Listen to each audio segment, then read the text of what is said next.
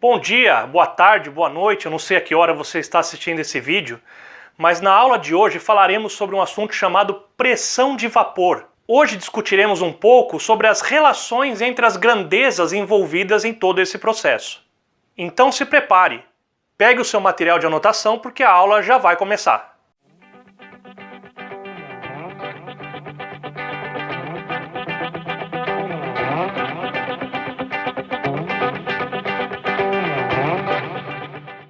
Então, dando continuidade ao assunto pressão de vapor, hoje trabalharemos algumas relações que existem entre as grandezas envolvidas, especialmente pressão de vapor e temperatura e também a questão da volatilidade, né?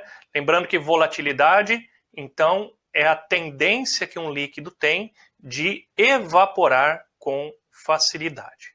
Então, vamos ver como que essas relações se constroem.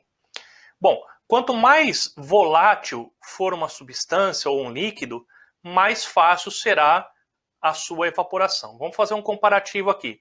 Água e álcool.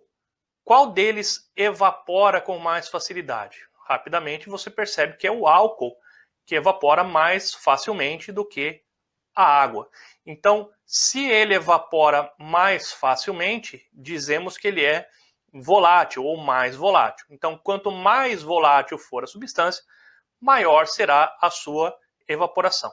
Isso traz algumas consequências, algumas decorrências em função dessa característica.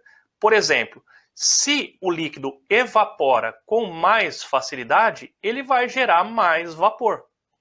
Consequentemente, a sua pressão de vapor também será maior.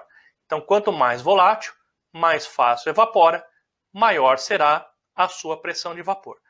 Vamos voltar na comparação de água com álcool.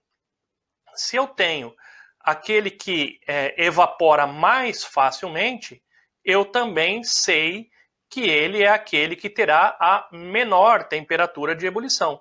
Então, quanto maior a volatilidade de uma substância, menor será a sua temperatura de ebulição.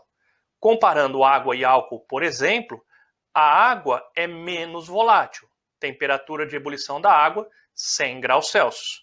O álcool é mais volátil, temperatura de ebulição do álcool em torno de 78 graus Celsius. Então, aquele que é mais volátil tem temperatura de ebulição menor, porque ele evapora com mais facilidade. Outras relações que podem existir aqui são as seguintes: quanto maior for a temperatura externa, maior será a evaporação de um líquido. Veja, a água a 20 graus, ela evapora de acordo com uma determinada taxa de evaporação. Se eu aumentar a temperatura, eu vou ter mais água evaporando. E isso serve para qualquer líquido. Então, quanto maior for a temperatura externa ou a temperatura ambiente, maior será a evaporação de um líquido. E quanto maior a evaporação de um líquido, como já vimos, maior será a sua pressão de vapor. Espero que você tenha compreendido esses assuntos. A gente dá sequência na próxima aula. Bom, eu espero que a aula tenha ajudado você a entender o assunto. Agora é sua vez de praticar, estudando. Então pegue no seu material didático os exercícios do assunto ou então busque na internet exercícios para você praticar. E se você tiver alguma dúvida, deixa o comentário aqui no vídeo para mim e eu vou respondendo para você e vou tentando ajudar você. Tá bom? Um abraço, até mais.